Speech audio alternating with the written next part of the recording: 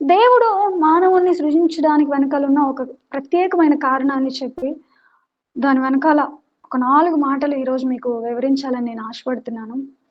మానవుణ్ణి దేవుడు ఎందుకు చేసుకున్నారు అని అంటే, మన ద్వారా తన నామానికి మహిమ రావాలని, మన ద్వారా తన నామము ఘనపరచబడాలని, తన కీర్తి కొరకు, తన నామము యొక్క మహిమ కొరకు, తన నామ మహిమార్థమై మనం ఆయన ఘనపరిచినట్లుగా, మనం ఆయనను స్తుతించినట్లుగా, మహిమను ఆయనకు మనము ఆరోపించినట్లుగా దేవుడు మనల్ని కలుగు చేసుకున్నాడు. నరులను సృజించడానికి ఇది కూడా ఒక రీజన్. మనం ఆయన ఘనపరచాలని, మన ద్వారా ఆయన నామానికి మహిమ రావాలి అని. మరి దేవునికి మన ద్వారా అనగా ఈ సృష్టిలో ఉన్న వారి ద్వారా ఎప్పుడు మహిమ కలుగుతుంది? దేవుని నామానికి, దేవునికి ఎప్పుడు, ఎలా దేవునికి మన ద్వారా మహిమ కలుగుతుంది? దేవుడు మనల్ని ప్రేమించి చేసుకున్నారు కదా. సో అలా మనల్ని నిర్మించడానికి వెనక ఉన్న ఒక ప్రత్యేకమైన కారణము, తన నామం యొక్క మహిమార్థమై దేవుడు మనల్ని చేసుకున్నారు. మరలా చెప్తున్నాను, మన ద్వారా దేవుని నామము ఘనపరచబడినట్లుగా, మన ద్వారా దేవుని నామము మహిమపరచబడినట్లుగా దేవుడు మనల్ని చేసుకున్నారు.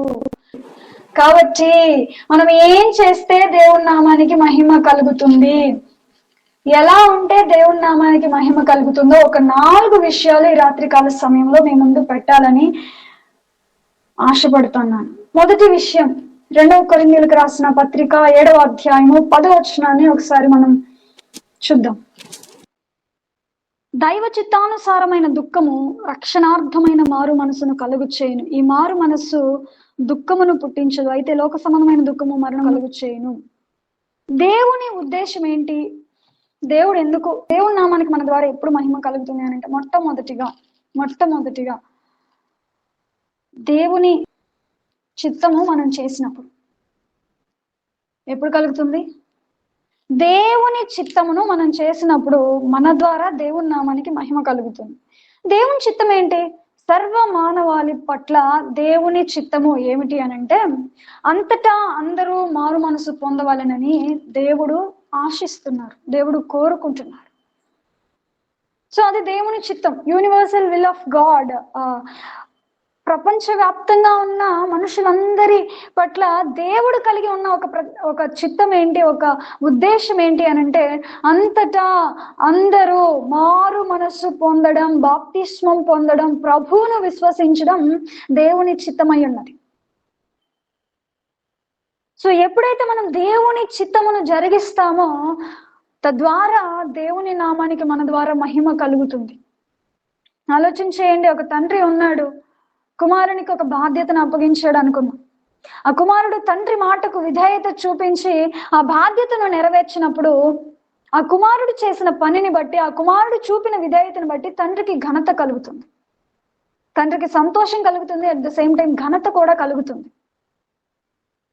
ఒక ప్రయోజకుడైన కుమారుడు కుమార్తె ఉన్నప్పుడు ఆ తండ్రికి, ఆ తల్లికి ఎలాగున ఘనత కలుగుతుందో, పేరు వస్తుందో, అలాగే ఈరోజు పరలోకమందున్న మన తండ్రి చిత్త ప్రకారం మనం చేసినప్పుడు దేవాతి దేవునికి మన ద్వారా, నీ ద్వారా, నా ద్వారా మహిమ కలుగుతుంది. అయితే నీ పట్ల దేవుని చిత్తం ఏంటి? నువ్వేం చేయాలి, నువ్వేం చేస్తే దేవునికి మహిమ కలుగుతుంది అని అంటే, మామూలుగా అయితేనేమో నీవు మారు మనసు పొందడం. అందరి పట్ల దేవునికి ఒక చిత్తం ఉంది, ప్రత్యేకంగా వ్యక్తిగతంగా నీ పట్ల దేవునికి ఒక చిత్తం ఉంది. అందరి పట్ల దేవునికి కలిగి ఉన్న చిత్తం ఏంటంటే, అందరూ మారు మనసు పొందాలి. అందరిలో నువ్వు కూడా ఉన్నావు కదా. రక్షణ పొందాలి. బాప్తిస్మం పొందాలంటే 2 ఎలిజిబిలిటీస్ నీకు ఉండాలి, నీలో ఉండాలి. ఒకటి, నువ్వు రక్షింపబడిన వ్యక్తివై ఉండాలి. రక్షింపబడిన వ్యక్తి అనంటే నువ్వు రక్షణ పొందుకున్న వ్యక్తివై ఉండాలి. ఎప్పుడు నీకు రక్షణ కలుగుతుంది అనంటే, ఎప్పుడైతే నీ హృదయం అంతటితో యేసుక్రీస్తుని విశ్వసిస్తావో, ఆయన అంగీకరిస్తావో, నీ స్వరక్షకునిగా ఆయన స్వీకరిస్తావో, దానిని బహిరంగంగా నీ నోటితో ఒప్పుకుంటావో, తద్వారా నీకు రక్షణ కలుగుతుంది. రెండవది, దైవ చిత్తానుసారమైన దుఃఖము ద్వారా కలిగిన మారు మనస్సు నీవు కలిగి ఉండాలి. దైవ చిత్తానుసారమైన దుఃఖం వేరు, మనుష్య సంబంధమైన దుఃఖం వేరు. కొంతమంది ప్రార్థనలో కూర్చొని మోకాళ్ళు వేసేసి ఆ బాధ ఈ బాధ తలుచుకొని ఏదో కన్నీరు గార్చి ప్రార్థన చేయాలని చెప్పేసి వారికి బాధ కలిగించే విషయాలు జ్ఞాపకం చేసుకొని కన్నీళ్ళు తెచ్చుకొని ప్రార్థన చేస్తారు. అటువంటి వారు ఉన్నారు. కానీ అటువంటిని మానవ సంబంధమైన దుఃఖము కాదు, కానీ దైవికమైన ఆత్మ ద్వారా, అనగా పరిశుద్ధాత్ముడు నిన్ను ఒప్పింప చేయటం ద్వారా పరిశుద్ధాత్మ దేవుడు నీవు పాపివని నీకు గ్రహింపు కలుగ చేయటం ద్వారా, అయ్యో దేవా నేను పాపిని, నన్ను కడగండి, మీ రక్తముతో నన్ను శుద్ధి చేయండి అయ్యా, హిమముకై హిసోపు కంటే తెల్లగా నన్ను మార్చండి ప్రభు అని ఎప్పుడైతే నువ్వు పాపివి అని గ్రహించి, నీ కార్యములు నీ క్రియలు సరిగా లేవని వాటి విషయమై, అయ్యో నేను ఇలాగున్నానే, ఇలా మాట్లాడాను, ఇలా ప్రవర్తించాను, ఇలా నడుచుకున్నానే ప్రభు, నేను పాపినయ్యా, నన్ను క్షమించు, నువ్వు పరిశుద్ధుడు, నేను పాపిని, నీ రక్తంతో నన్ను కడుగని ఎప్పుడైతే ఆ మనస్సు, ఆ దుఃఖము మనలో కలుగుతుందో దానిని మారు మనస్సు అంటారు. ఇక ఆ మారు మనస్సు అనుభవం గుండా వెళ్ళిన వారు మరలా తిరిగి ఏ పాపమునైతే ఒప్పుకొని విడిచిపెట్టేసి క్షమాపణ పొందుకున్నారో దేవుని దగ్గర, ఆ పాపను మరలా వారు చేయలేరండి. ఈ దైవ చిత్తానుసారమైన దుఃఖముతో కూడిన ఈ మారు మనసు కలగకుండా ఎవరైతే బాప్తిస్మం పొందుతారో వారు మరలా తిరిగి లోకంలో, మరలా తిరిగి పాపంలో, అనగా వారు బాప్తిస్మం పొందిన అది నామకార్థం మట్టుకే, అది కేవలం పేరుకు మాత్రమే వారు బాప్తిస్మం పొందారు కానీ వారిలో నిజమైన మారు మనసు లేదు. నిజమైన మారు మనసు లేకుండా పొందిన బాప్తిస్మం చెల్లదు చెల్లదు చెల్లదు. సో నువ్వు బాప్తిస్మం పొందాలి అనుకునే వారికి ఈరోజు దేవుడు చెప్తున్న మాటలు, తెలియజేస్తున్న మాటలు ఏంటంటే, మొట్టమొదటిగా నీవు రక్షణ పొందిన దానవై, రక్షణ పొందిన వాడవై ఉండాలి. ఆయనని స్వరక్షకునిగా స్వీకరించాలి. ఆయన తప్ప వేరొక ఆశ్రయదుర్గము, ఆయన తప్ప వేరొక దైవము, ఆయన తప్ప వేరొక రక్షణ ఆధారము లేదని హృదయపూర్వకంగా విశ్వసించి నోటితో ఒప్పుకొనగలగాలి. రెండవది, నీ పాపముల విషయమై ఒక లోతైన పశ్చాత్తాపపు అనుభవం గుండా నువ్వు వెళ్ళాలి. పరిశుద్ధాత్మ దేవుడు కలిగించే దుఃఖము ద్వారా ఒప్పింపచేయి ఆత్మ ద్వారా నువ్వు తాకబడాలి. కన్నీళ్లతో నీ పాపములన్నీ దేవుని సన్నిధిలో ఒప్పుకొని విడిచిపెట్టాలి. అప్పుడు నీకు మారు మనసు కలుగుతుంది. మరలా ఆ పాపముల మీద నీకు ఒక అసహ్యం కలుగుతుంది. మరలా వాటిలోనికి వెళ్లకుండా ఉండేటట్లు, మరలా వాటిని తిరిగి ఆశించకుండా ఉండేటట్లు వాటిపై నీకు ఒక అసహ్యం కలుగుతుంది. వాటి మీద నుండి నీకు ఒక జయము కలుగుతుంది. దాన్నే రక్షణార్థమైన మారు మనసు అంటారు. రక్షణార్థమైన మారు మనసు. ఈ రెండు ఎప్పుడైతే మీరు కలిగి ఉంటారో, those are eligible for baptism. బాప్తిస్మానికి వారు అర్హులు. బాప్తిస్మం పొందాలంటే ఎక్కడి నుంచో ఒక సర్టిఫికేట్ తెచ్చుకోవాల్సిన అవసరంలా, ఎవరి పర్మిషన్ అవసరంలా, ఎవరి దగ్గరనో పర్మిషన్ తీసుకొని వచ్చేసి సో వాళ్ళు పర్మిట్ చేస్తే మీరు బాప్తిస్మం తీసుకోవాల్సిన అవసరంలా, లేకపోతే దేవుడు ఏదో ఇస్తాడని బాప్తిస్మం తీసుకోకూడదు, పెళ్లి కోసం బాప్తిస్మం తీసుకోకూడదు, దేవుడు ఏదో కార్యం చేస్తారని బాప్తిస్మం తీసుకోకూడదు, పిల్లల కోసం బాప్తిస్మం తీసుకోకూడదు, వయసు అయిపోయినాక తీసుకునే బాప్తిస్మం అది బాప్తిస్మం కాదు అని అంటే కొంతమంది ఏమనుకుంటారంటే బాప్తిస్మం అంటే అన్ని బాధ్యతలన్నీ తీరిపోయిన తర్వాత, ఒక ఏజ్కి వెళ్ళిన తర్వాత అప్పుడు తీసుకోవాలి. It's not right. దేవుడు చెప్పింది అది కాదు. పరలోక రాజ్యము సమీపించుచున్నది గనుక, సమీపించి ఉన్నదిగా, ఇదిగో నేడే మారు మనసు పొందండి, నేడే రక్షణ పొందండి, బాప్తిస్మం తీసుకోనండి, యేసు రక్తములో మీ పాపములు కడుగుకొనండి. ఆయన రక్తము మన మధ్యలో ప్రవహిస్తున్నప్పుడే, ఇంకను సమయం ఉండగానే, ఇంకను కృప నిలిచి ఉండగానే, ఒక రోజు రాబోతా ఉంది, దేవుడు రాబోతా ఉన్నాడు త్వరగా, ఈ రోజు రేపు తెలియని స్థితిగా ఉంది. నువ్వు ఇంకను బాప్తిస్మం విషయమై ఆలస్యం చేసి, ఆలస్యంగా లోబడ్డం అవిధేయతతో సమానం అండి. అవిధేయతలపైకి దేవుని కోపం వస్తుంది, దేవుని ఉగ్రత వస్తుంది. తెలుసా మీకు ఆ విషయం? ఈరోజు రక్షణ అనుభవం కలిగి ఉండి కూడా, మారు మనసు కలిగి ఉండి కూడా చాలా మంది బాప్తిస్మం పొందకుండా ఆలస్యం చేస్తా ఉన్నారు. ఇంకా ప్రభువుకు దూరస్తులుగానే ఉంటా ఉన్నారు. నువ్వెంత ప్రార్థన చేయగాక, నువ్వెంత ప్రభు కోసం శ్రమ పడదువుగాక, నువ్వెంత వాక్యం చదివినా సరే, without baptism you are separated from God only. నువ్వు దేవునికి దూరంగా ఉన్న వ్యక్తివే, వేరుగా ఉన్న వ్యక్తివే తప్ప దేవునిలో ఉన్న వ్యక్తివి కావు. నేను చెప్పట్లేదు, వాక్యం చెప్తుంది. నమ్మి బాప్తిస్మం పొందిన వాడు రక్షింపబడును, నమ్మనొల్లని వానికి శిక్ష విధింపబడును. నమ్మి బాప్తిస్మం పొంది తమ పాపములు కడుగుకొనిన వారు క్రీస్తు శరీరంలో ఒక అవయవంగా మార్చబడుతున్నారని కొరింథీయులకు రాసిన పత్రికలో పౌలు గారు చెప్తున్నారు. అలాగే యేసుక్రీస్తు ప్రభువు స్వయంగా చెప్పారు, ఎవరైతే నన్ను విశ్వసిస్తారో, ఎవరైతే నన్ను అంగీకరిస్తారో వానిలో నాలో వాడు, మేము కలిసి నివసిస్తాము. నా శరీరమును నా రక్తమును పానము చేసే భాగ్యము వారికి దక్కుతుంది. ఎవరైతే నా శరీరమును రక్తమును పానము చేస్తున్నారో వానిని మాత్రమే అంత్య దినమున నేను లేపెదను అని దేవుని వాక్యం సెలవిస్తాం. ఈరోజు ఒకవేళ ప్రభు రాకడికి ముందు నువ్వు మరణిస్తే, నువ్వు పునరుద్ధానుడుగా తిరిగి లేవాలి, పునరుద్ధానురాలుగా తిరిగి లేవాలి అని అంటే ప్రభు రక్త మాంసాల్లో నీకు పాలు పంపులు పొందిన అనుభవం ఉండాలి.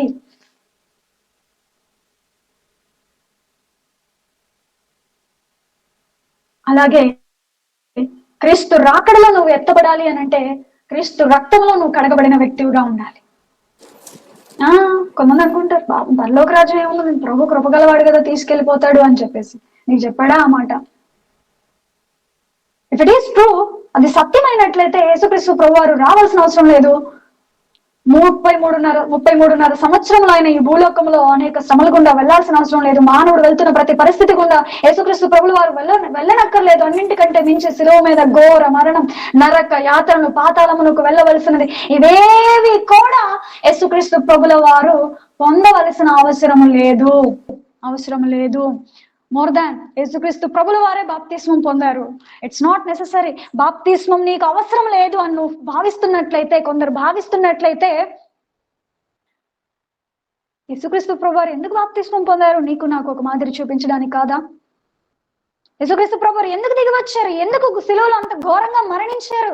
ఎందుకు తన రక్తం అంతా నీకోసం నా కోసం దారిపోసారు? నీ పాపాలు నా పాపాలు కడగడానికి కాదా? Without the blood of Jesus Christ, without the holy blood of Jesus Christ, there is no salvation. Without Christ there is no salvation. యేసుక్రీస్తు ప్రభు లేకుండా రక్షణ లేదనే కదా. పాపం రక్తము చిందింపబడకుండా పాప క్షమాపణ లేదు కాబట్టే కదా యేసయ్య వచ్చారు. పాపముల నిమిత్తము రక్తాన్ని చిందించారు. మరి నువ్వు బాప్తిస్మం అక్కర్లేదు అనుకుంటే, అంటే ఏమక్కర్లేదు అనుకుంటున్నావు? ఇండైరెక్ట్ గా నా పాపాలు యేసు రక్తంలో కడగబడనక్కర్లేదు అని ఫీల్ అయిపోతున్నావు. It's not right. నీ పాపములు క్షమించబడాలి అని అంటే తండ్రి ఎదుట రేపు నీ పాపములు మరుగై ఉండాలి, అవి రద్దు చేయబడి ఉండాలి, అవి తుడిచివేయబడాలి అని అంటే నీ పాపములు తుడిచివేసే ఒకే ఒక్క అధికారం యేసు రక్తమునకు మాత్రమే ఉన్నది. ఎందుకంటే ఆయనది పరిశుద్ధమైన రక్తం. ఆయన పరిశుద్ధుడై ఉన్నాడు కాబట్టి, ఆయన దేవుడై ఉన్నాడు కాబట్టి. శిలువ మీద దొంగ మరి బాప్తిస్మం పొందలేదు కదా. ఎలాగ మరి వెళ్ళాడు పరలోక రాజ్యం అంటే ఆయన కృపను బట్టి, అతనిలో కలిగిన గుర్తింపును బట్టి, మారు మనసును బట్టి అక్కడ తను వెళ్ళి బాప్తిస్మం పొందడానికి అవకాశం లేదు. అప్పటికప్పుడే అతడు మారు మనసు పొందాడు. ఇక వెళ్ళి బాప్తిస్మం పొందడానికి అవకాశం లేదు కాబట్టి కేవలం కృప చేత యేసుక్రీస్తు ప్రభుల వారు ఆ వ్యక్తిని పరలోక రాజ్యానికి చేర్చుకున్నాడు. ఈ ఒక్క సారాంశాన్ని, ఈ ఒక్క విషయాన్ని పరిగణించుకొని బాప్తిస్మం అక్కర్లేదు, మంచిగా ఉంటే చాలు, నీతి క్రియలు చాలు, పరిశుద్ధంగా ఉంటే చాలు, ఎవరిది ఆశించకుండా ఉంటే చాలు, సో మనం పరలోక రాజ్యానికి వెళ్ళిపోతామని పిచ్చి బోధలు నమ్మొద్దు, పిచ్చి భ్రమల్లో జీవించొద్దు. అతనికి అంతకు ముందు తెలియదు, అప్పుడే తెలుసుకున్నాడు. నీకు ఈ రోజు తెలుస్తుంది, స్వార్థ ప్రకటించబడుతుంది, మారు మనసు అంటే ఏంటో నీకు వివరించబడుతుంది, రక్షణ అంటే ఏంటో ఈ రోజు నీకు వివరించబడుతుంది. తెలిసి ఆలస్యం చేస్తే నీ క్రియలను బట్టి, నీ పరిశుద్ధతను బట్టి, నీ మంచితనాన్ని బట్టి you can't go to heaven, you can't reach father God. తండ్రి అయిన దేవుని నువ్వు ఎప్పటికీ చేరుకోలేవు. అలా చేరుకునే వేరొక మార్గం లేదు కాబట్టి యేసుక్రీస్తు ప్రభువారు వచ్చి ఒక మార్గం అయ్యాడు. ఆయనే పరలోక రాజ్యానికి, తండ్రి యొద్దకు ఆయనే ఒక మార్గం అయ్యాడు. అందుకే ఆయన చెప్పాడు, ఐ ఆమ్ ద వే. ఆయన ద్వారా తప్ప ఇక మరొక వేరే మార్గం లేదండి. బాప్తిస్మము కాకుండా మరొక వేరే మార్గం లేదు. You can't skip baptism. పాపాలు కడుగుకునే విషయం బాప్తిస్మం అంటే ఏంటి? ఈ లోక సంబంధమైన పాప విషయమై, ఈ లోక విషయమై మరణించిన వారమై క్రీస్తులో నూతనంగా జన్మించడమే బాప్తిస్మం. దేవుడిస్తున్న ప్రతి అవకాశాన్ని సద్వినియోగపరుచుకొని ముందుకు ఆశీర్వాదకరమైన మార్గాల్లో పరిగెత్తుకుంటూ ఆత్మ సంబంధమైన విషయాలు వెళ్ళిపోవాలి తప్ప ఆత్మ సంబంధమైన విషయాలు ఎప్పుడు కూడా ఆలస్యం చేయకూడదు. రక్షణ పొందే విషయం కానీ, మారు మనసు పొందే విషయం కానీ, బాప్తిస్మం తీసుకుని పాపాలు కడిగి వేసుకునే విషయం కానీ పొరపాటును కూడా ఆలస్యం చేయకూడదు. ఎందుకంటే బాప్తిస్మం అనేది క్రైస్తవ జీవితానికి ఇట్స్ జస్ట్ ఎ బిగినింగ్. బాప్తిస్మం పొందడం అనేది అది ప్రారంభం మాత్రమే. క్రీస్తులో జన్మిస్తున్నారు అంతే. తర్వాత ఎదగాలి, ఫలించాలి, ఆశీర్వాదకరంగా ఉండాలి, ఇతరులకు దీవెనకరంగా మారాలి, ఉపదేశ క్రమంలో ఎదగాలి, ఆత్మలో వర్ధిల్లాలి, శ్రమల గుండా వెళ్ళాలి, పరిపూర్ణత చెందాలి, అనేకమైనవి ఉన్నాయి కదా. నువ్వు ఇంకా బాప్తిస్మమే పొందుకోకుండా క్రీస్తుకు వెలుపల వేరుగా ఇంకా నువ్వు ఉన్నట్లయితే నువ్వెప్పుడు మళ్ళా పరిపూర్ణతలోనికి వెళ్తావు? పరిశుద్ధుడుగా, పరిశుద్ధురాలుగా, పరిపూర్ణురాలుగా ఎప్పుడు మార్పు చెందుతావు? ఎప్పుడు వృద్ధి చెందుతావు? ఒకసారి ఆలోచన చేయండి. దేవుని కోసం అంతగా సమస్తమును విడిచిపెట్టేసి పరలోకాన్ని, తండ్రితో కూడా ఉండే భాగ్యాన్ని, మహిమను, ఘనతను, సమస్తాన్ని విడిచిపెట్టేసి వచ్చేసి నీ కొరకు సిలువలో మరణిస్తే నువ్వు నీ కొరకు చేసిన కార్యాన్ని నువ్వెలా స్కిప్ చేస్తావు? నువ్వెలా నెగ్లెక్ట్ చేస్తావు? అది సరైనదైనా ఒకసారి ఆలోచన చేయండి. నిజమైన నీతి కార్యాలను బట్టి, నీతిని బట్టి పరలోకం చేరిపోతారా? అది ఎవరికో దేవుని కృప ఇవ్వబడింది అంతే. అది చివరి ఆఖరి నిమిషంలో రక్షణ పొంది మారు మనసు పొంది ఇంకా వేరే అవకాశం వాళ్ళకి లేదు కాబట్టి దేవుడు వాళ్ళకి అవకాశం ఇవ్వచ్చు. కానీ నీకు నాకు అన్నీ ఉన్నాయి, అన్నీ చక్కగానే శరీర సంబంధంగాను అన్నీ చక్కగానే ఉన్నాయి, చక్కగా పనిచేస్తున్నాయి, వింటున్నాం, నేర్చుకుంటున్నాం, గ్రహించుకుంటున్నాం. అన్నీ తెలుసుకొని కూడా రక్షణను పక్కన పెట్టేస్తే, బాప్తిస్మాన్ని పక్కన పెట్టేస్తే నష్టపోతారు మీ జీవితాలలో. చాలా మందికి ఒక ప్రశాంతత ఉండదు, ఒక నెమ్మది ఉండదు, ఏదో ఒక విధమైన గందరగోళంగా వారి జీవితంలో అనిపిస్తూ ఉంటుంది. కారణం ఏంటో తెలుసు, దేవుని కార్యాలను నిర్లక్ష్యపడుతున్నావు కాబట్టి సమాధానం అనేది నీ హృదయంలో లేకుండా ఉంటుంది, నెమ్మది లేకుండా ఉంటుంది. ఈరోజు దేవునితో మాట్లాడుతున్నప్పుడు దేవుని మాటకు విధేయత చూపిన వారై రక్షణ పొంది మారు మనస్సు పొంది బాప్తిస్మం పొందండి. తండ్రి కుమార పరిశుద్ధాత్మ నామంలో బాప్తిస్మం పొందండి. మీ పాపాలు కడిగి వేసుకోనండి. అంతేకాని ఎవరు పర్మిషన్ కావాలని, ఎవరో గ్రీన్ సిగ్నల్ ఇవ్వాలని, పూర్తిగా బాప్తిస్మం అనేది నీకు దేవునికి మాత్రమే సంబంధించింది. ఇక్కడ ఎవరు పర్మిషన్ అవసరం లేదు. ఎవరో నీకు గ్రీన్ సిగ్నల్ ఇవ్వాల్సిన పని అంతకంటే లేదు. ఆయన త్వరగా రాబోతున్నారు. సో ఆలస్యం చేయకుండా త్వరగా యేసు రక్తంలో కడగబడండి. సహవాసంలో స్థిరపరచబడుతూ అభివృద్ధి చెందుతూ ముందుకు వెళ్ళాలి. పుట్టక ఒక విషయం ఆలోచన చేయండి. ఒక వ్యక్తి జన్మించాలి, ఆ తర్వాత ఎదగాలి, బలమైన ఆహారం తీసుకుని ఎదగాలి, యవన ప్రాయంలోనికి రావాలి, వివాహ వయసుకి రావాలి. అప్పుడు ఆ వ్యక్తి వివాహము కొరకు సిద్ధపరచబడతాడు, వివాహం కొరకు ఏర్పాటు చేయబడినట్టు. అలాగే ఆత్మీయ జీవితంలో కూడా బాప్తిస్మం అనే దాని ద్వారా పుట్టి జన్మించి వాక్యం అనే పాలతో, వాక్యం అనే బలమైన ఆహారముతో ఎదిగిన వారే ఆత్మ ఫలములు ఫలిస్తూ, ఆత్మ వరములలో అభివృద్ధి చెందుతూ, కృపావరములలో అభివృద్ధి చెందుతూ, పరిపూర్ణతలో పరిశుద్ధతలో క్రీస్తులోనికి పాలివారవుతూ, క్రీస్తు ప్రేమలో విశ్వాసములో అభివృద్ధి చెందుతూ, వేరుపారుతూ ఎదిగిన వారే అనేకులకు దీవెనకరంగా మారుతూ వివాహ వయస్సుకు చేరిన వారముగా మనం వెళ్ళాలి. అప్పుడు మాత్రమే క్రీస్తుకు నువ్వు ఒక పెండ్లి భార్యగా ఉంటావు. అమాయకంగా తీసుకెళ్లి దేవుడు నిన్ను పెళ్లి చేసేసుకోడు. అర్థమవుతుందా? అమాయకంగా తీసుకెళ్లి, నీకేమీ తెలియదు, నిన్ను అమాయకంగా తీసుకెళ్లి వధువు సంఘంలో పెట్టేయడు దేవుడు. ఆయనకు తగినట్లుగా ఉండాలి, ఆయనకు తగినట్లుగా మార్పు చెందాలి, ఆ సారూప్యంలోనికి రావాలి. యేసుక్రీస్తు ప్రభుల వారికి తగిన పరిశుద్ధత, ఆయన ఎలా పరిపూర్ణుడిగా ఉన్నాడు అంతటి పరిపూర్ణత, అంతటి విశ్వాసము, అంతటి విధేయత, అంతటి నీతి క్రియలు. సో ఆయనకు తగినట్లుగా నువ్వు ఎప్పుడైతే మార్పు చెందుతావో అప్పుడు నువ్వు వధువు సంఘములో కన్యకగా మార్చబడతావు. అంతేగాని నువ్వు బాప్తిస్మం పొందినంత మాత్రం, అమ్మా నేను బాప్తిస్మం పొందాను కాబట్టి యేసుక్రీస్తు ప్రభుల వారికి నేను ఒక పెండ్లి భార్యగా ఉంటానంటే, no, not at all. It's a high and honourable position. చాలా ఉన్నతమైన గౌరవమైన స్థానం అది. అందరికీ దక్కేది కాదు, అందరికీ దక్కదు. సో అలా దక్కించుకోవాలి. నేను నా దేవునికి పెండ్లి భార్యగా ఉండాలా, వధువు సంఘంలో నేను ఉండాలా, ఆ గొర్రె పిల్ల యొక్క పెండ్లి భార్యగా నేనుండాలని నీవు ఆశపడినట్లయితే త్వరగా మారు మనసు పొంది బాప్తిస్మం పొంది సహవాసంలో స్థిరపడుతూ ఎదిగి ఫలిస్తూ అభివృద్ధి చెందడానికి ముందుకు కొనసాగండి. లేదులే మాకు అవసరం లేదు, అగ్నిలో నుండి తప్పించుకున్నట్టు ఏదో ఇక్కడ నుంచి ఆడ పరలోక రోజున పడితే చాలే, ఓ పని మనిషి గాను లేకపోతే ఇంకొకటి గాను ఉంటే చాలే, ఏదో ఒక మూల ఉంటే చాలే అనుకున్నారా? అది మీ ఇష్టం. లేదు, నా ప్రియుని పక్కన నేను ఉండాలి, ఆయన సింహాసనం పక్కన నేను ఉండాలి, ఆయన పాదాల దగ్గర నేను ఉండాలి, ఆయన కుడిపార్శ్వంలో నేను ఉండాలి, ఆయన ఒడిలో నేను ఉండాలని ఆశ కలిగినట్లయితే చాలా క్రయధనం చెల్లించాలి. మనుషులు మెప్పించే విషయం పక్కన పెట్టేసేయాలి, మనుషులకు భయపడే విషయం పక్కన పెట్టేసేయాలి, మనుషుల కంటే ఎక్కువగా దేవునికి లోబడాలి, విధేయత చూపించాలి. సో ఎప్పుడు దేవునికి మహిమ కలుగుతుంది? యూనివర్సల్ గా ఆయన కలిగి ఉన్న చిత్తానికి నువ్వు లోబడితే. ఏంటి నీ పట్ల దేవుని చిత్తం యూనివర్సల్ గా అంటే, నీవు రక్షణ మారు మనసు కలిగి నీ పాపములు కడిగి వేసుకొని తండ్రి కుమార పరిశుద్ధాత్మ నామములో బాప్తిస్మం పొందుట దేవుని చిత్తం. ఎప్పుడైతే ఆయన చిత్తానికి నువ్వు అప్పగించుకొని లోబడతావో అప్పుడు నిన్ను బట్టి దేవుని నామానికి మహిమ కలుగుతుంది. రెండవ విషయము, 2 కొరింథీయులకు రాసిన పత్రిక 8వ అధ్యాయం 2వ వచనాన్ని ఒకసారి మనం చూద్దాం. బహుశ్రమల వలన పరీక్షింపబడగా అత్యధికముగా సంతోషించిరి, మరియు వారు నిరుపేదలైనను వారి దాతృత్వం బహుగా విస్తరించును. మొట్టమొదటిది, మనం ఏం పని చేయటం ద్వారా దేవుని నామానికి మహిమ కలుగుతుంది? మన పట్ల యూనివర్సల్ గా దేవుడు కలిగి ఉన్న చిత్తానికి మనల్ని మనం అప్పగించుకున్నప్పుడు, మనం లోబడినప్పుడు, అలాగే వ్యక్తిగతంగా నీ పట్ల దేవుడు కలిగి ఉన్న చిత్తానికి నువ్వు లోబడినప్పుడు, విధేయత చూపించినప్పుడు, తద్వారా దేవుని చిత్తము నీవు చేసినప్పుడు దేవుని నామానికి మహిమ కలుగుతుంది.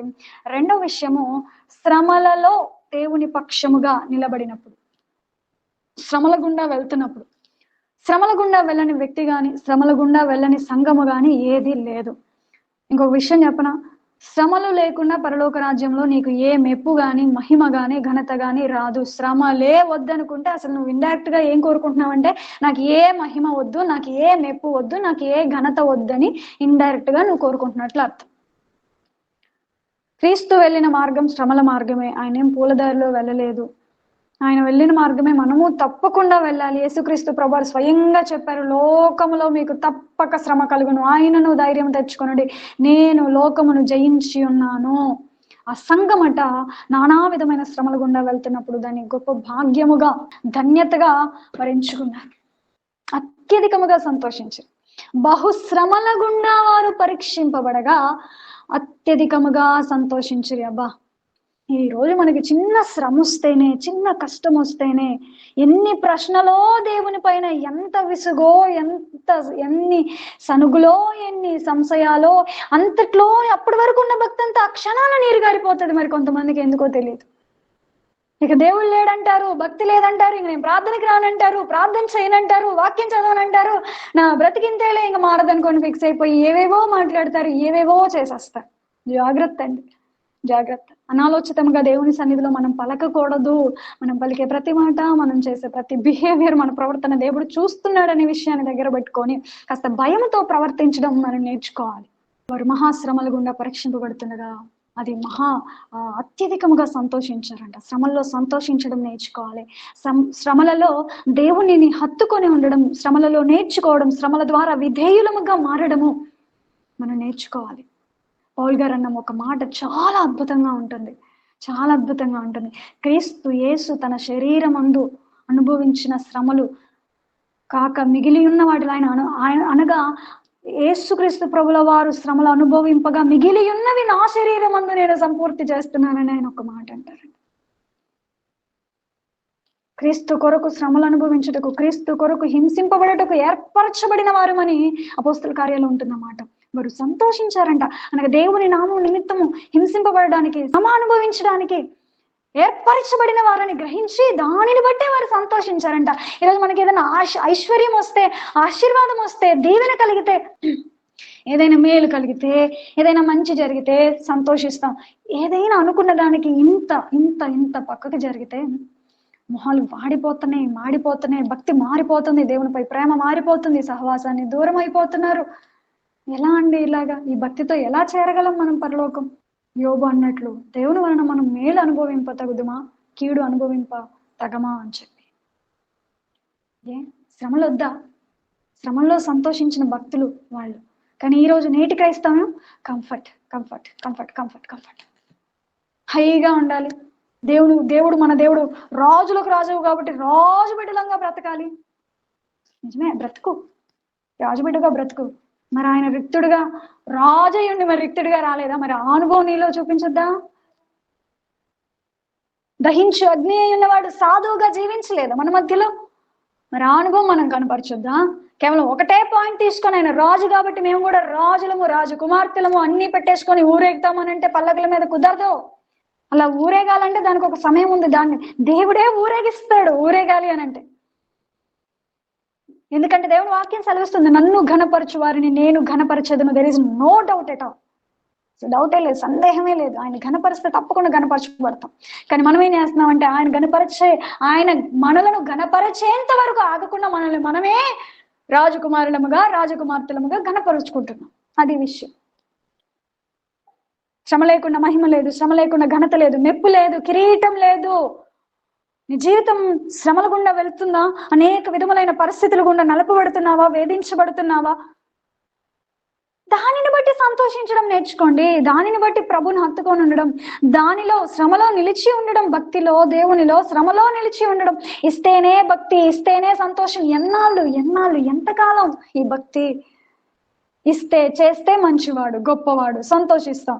ఇవ్వకపోతే, చేయకపోతే, మరొక దేవుడు నీ కొరకు సిద్ధపరిచిన మరొకటి వచ్చేంత వరకు నువ్వు ఆశించినది నీకు దక్కకపోతేనే నీకెంతో చికాకుగా ఉంటుంది, నీకెంతో ఇరిటేషన్ గా ఉంటుంది, ఓర్పు ఓపిక లేనిదానవుగా లేనివాడవుగా ఉంటున్నావే. ప్రభు ప్రేమించి అంత చేసుకుని నీ కోసం ఇంత సిద్ధపరిచి ప్రాణం పెట్టి ఇన్ని కార్యాలు నీ కోసం జరిగిస్తుంటే నువ్వు ఆయన మాట వినకపోతే మరి ఆయనకెంత చికాకు రావాలి, ఆయనకెంత కోపం రావాలి? నీకు వచ్చినట్లు ఆయనకు వస్తే ఈరోజు నువ్వు నేను నిలిచి ఉండేవారు ఇలాగన లేదు కదా. కాబట్టి దేవుని బిడ్డలారా ఆలోచన చేయండి. క్రీస్తు వల్లే మనం శ్రమలు అనుభవించొద్దా?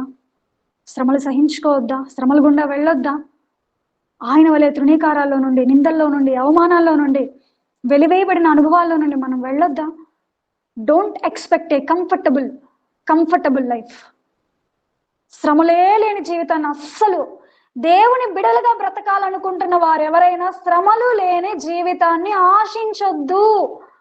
It's not a Christian life. అది క్రైస్తవ జీవితమే కాదు. క్రైస్తవ జీవితం అంటేనే శ్రమలు.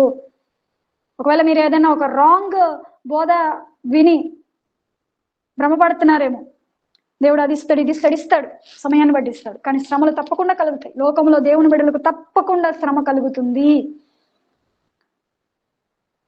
అయితే మనం ఏం చేయాలి? ఆ శ్రమలలో దేవుని పక్షంగా మనం నిలబడాలి. ఆ శ్రమలలో మనం దేవునిని బట్టి సంతోషించాలి.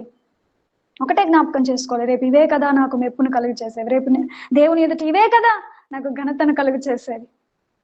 పౌలు గారు తన శరీరం అందు ఎన్నో గాయములు, ఎన్నో దెబ్బలు అనుభవించారు. ఇవి నాకు గురుతులుగా ఉన్నాయట. దేనికో తెలుసా? ఆయన నేను ప్రేమిస్తున్నానని. ఆయన నేను ప్రేమిస్తున్నాను కాబట్టి చూడు, ఆయన కోసం ఎందుకు సంతోషిస్తున్నారు పౌలు గారు? మీకు నొప్పి అనిపించట్లేదా? బాధ అనిపించట్లేదా? ఇప్పటి కాలపు శ్రమలు ఎన్న తగినవిగా కాదని మీరు ఎలా ఎంచుకోగలుగుతున్నారు అని అంటే, బికాజ్ ఆయన నేను ప్రేమిస్తున్నాను కాబట్టి ఆయన కోసం ఏదైనా సంతోషాన్ని అనుభవించగలుగుతున్నాను. లోకంలో ఉన్న వ్యక్తులు ప్రేమించుకుంటున్నామని చెప్పే స్త్రీ పురుషులు చెప్తారు. ప్రేమిస్తున్నాను కాబట్టి తన కోసం నేను సహించుకుంటున్నాను, దీనికోసం నేను సహించుకుంటున్నానని చెప్పి ప్రేమ సహించుకుంటుంది. ప్రేమ కష్టాన్ని అనుభవిస్తుందండి. కేవలం కంఫర్టబుల్ లైఫ్లోనే ఉండిపోదు. ప్రేమిస్తే ఆయన కొరకు గాయపరచబడ్డం కూడా సంతోషంగానే ఉంటుంది. గాయపరచబడ్డానికి ఇష్టపడతారు. సో అటువంటి మనసు మనకు రావట్లేదంటే నిస్సందేహంగా ఆయన్ని మనం ప్రేమించట్లేదని అర్థం. సో శ్రమల్లో నిలిచి ఉన్నప్పుడు, శ్రమలు సహించుకుంటూ స్థిరంగా నిలబడుతూ దేవునితో ఆధ్యాత్మిక జీవితం వల్ల మనం ముందుకు వెళ్తున్నప్పుడు, శ్రమల యందు మనం సంతోషించినప్పుడు నిన్ను బట్టి దేవుని నామం మహిమపరచబడుతుంది. So don't expect a comfortable life, joyful life, plentiful life. దేవుడు ఇస్తాడండి, ఇస్తాడు. సో నేను ఇలా చెప్తున్నాను కాబట్టి ఓన్లీ శ్రమలే ఉంటాయి కాదు. అవసరాన్ని బట్టి, పేతురు రాసిన పత్రికలో ఆయన ఒక చక్కని మాట అంటారు, అవసరాన్ని బట్టి నానా విధమైన శ్రమల గుండా మీరు నడిపించబడుతున్నారు. అవసరాన్ని బట్టే. ఆ శ్రమకు, నువ్వు వెళ్తున్న శ్రమకు కూడా, నువ్వు అనుభవిస్తున్న నిందకు కూడా, అవమానానికి కూడా ఒక రీజన్ ఉంది. ఉచితార్థంగా అంటారు కదా. సో అలాగే ఏది దేవుడు నీ జీవితంలో అనుమతించడు. There is a reason behind that. దాని వెనకాల ఒక కారణం ఉంటుంది. దాని వెనకాల దేవునికి ఒక ఉద్దేశం ఉంటుంది. దాని వెనకాల నీ ఆశీర్వాదం ఉంటుంది. శ్రమలు సహించే మనసును మనం కలిగి ఉన్నప్పుడు, శ్రమలో మనం నిలిచి ఉన్నప్పుడు, దేవుని పక్షంగా దేవునితో మనం నిలిచి ఉన్నప్పుడు, సో దానిని బట్టి దేవుని నామానికి మహిమ కలుగుతుంది. మూడో విషయము, ఆదికాండము 39వ అధ్యాయము 9వ వచనం నుండి 12వ వచనం వరకు. ఈ ఇంటిలో నాకంటే పైవాడెవడునూ లేడు, నీవు అతని భార్యవైనందున నిన్ను తప్ప మరి దేనిని నాకు అప్పగింపక ఉండలేదు. కాబట్టి నేనెట్లు ఇంత ఘోరమైన దుష్కార్యం చేసి దేవునికి విరోధముగా పాపము కట్టుకుందనని తన యజమానుని భార్యతోనను దినదినము ఆమె యోసేపుతో మాట్లాడుచుండను గాని అతడు ఆమెతో సేయించుటకైనను ఆమెతో నుండుటకైనను ఆమె మాట విన్నవాడు కాడు. పాపము నుండి పారిపోవడం, పాపమును అసహించుకోవడం, పాపమును విడిచిపెట్టడం, దేవుని యందు భయభక్తులు కలిగి ఉండుట అనగా చెడుతనమును విసర్జించుటి అని దేవుని వాక్యం సెలవిస్తుంది. సో శోధనలో పాపములు పడిపోవడం కాదు, మనం దానిని జయించినప్పుడు, ఆ శోధనని జయించినప్పుడు, ఆ పాపాన్ని జయించినప్పుడు దేవుని నామానికి మనల్ని బట్టి మహిమ కలుగుతుంది. సో యోసేపు పాపములో పడిపోయాడా? పాపమును జయించాడా?